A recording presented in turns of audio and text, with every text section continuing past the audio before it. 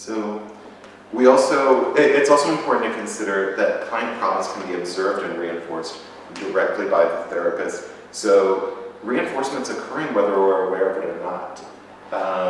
Really one of the core drivers for the development of FAP is the idea that we're probably shaping behavior all the time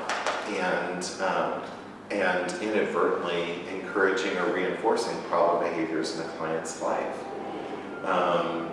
The client that we over-acquiesce to because it just feels easier after a long day to say no. The client that, and it's also important to consider that our clients are shaping us as well.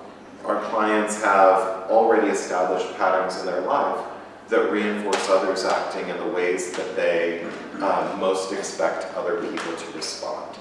And so if we're not tracking this, if we're not thinking systematically about what we're doing, this is still all happening. It's just happening outside of our awareness.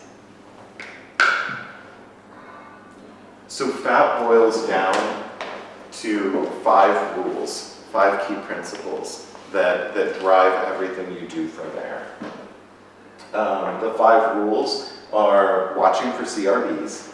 So if you're not doing that, if you're not trying to discriminate, then you can't reinforce contingently. To evoke CRBs, if you don't feel like you're getting them, and this is the role of different intervention tasks, like having people share losses with you, or having people asking someone an evocative question, like what would you be most scared to share with me about what happened to you this past week? Without those sorts of functions, then we're not going to get a strong sense of what the CRBs are. The third rule is to reinforce CRB2s with our own natural warmth and kindness. The fourth is to notice the effects of our behavior. So remember, it's one of those slippery things in behaviorism that a reinforcement by definition is something that has then increased the frequency of that behavior later. So it doesn't matter if it seems like it felt good in the moment, it doesn't matter if it felt appropriate. If our client doesn't keep doing the thing that we just responded to, feeling we were reinforcing it, then we didn't reinforce it. And then we want to promote generalizations of these changes within the therapeutic relationship in their outside life. And there are a number of tasks we might do to do that we'll cover. I also have more recent publications, or if you've read a more recent book on FAP, they sometimes talk about the awareness, courage, and love model, which we'll see if it has staying power. This is a model that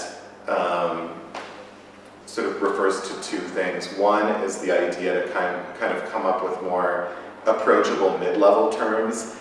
So rather than talking about CRBs and a functional analysis, the idea that perhaps it would be easier to train if we just encouraged being aware of what's going on in the room, being courageous to do difficult things or lean into the difficult topics with a client. I always used to tell my supervisees, when in doubt, keep it awkward. But could you be courageous about keeping it awkward in the therapy room? And then could you respond in a therapeutically loving way? There's a lot of research and sort of controversy about whether or not that's a good way to learn FAP right now. I can talk about that, or I can gloss over that. I don't know, where does that fit people's interest level? I'm eager. Yeah. I stick to the old school functional way.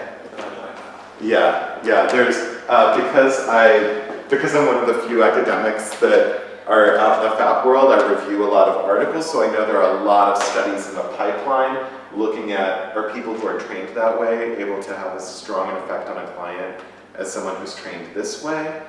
I shouldn't steal anybody's thunder, but those papers will be forthcoming. And Glenn Callaghan, who's an early researcher of FAP, and we'll talk about some of his work later, you may start hearing talks for IBT, or interpersonal behavior therapy. And he's very transparent that it's basically just this version of FAP because he's annoyed that there's a lot of writing on that side and he feels like it completely loses the heart of what makes this an effective approach.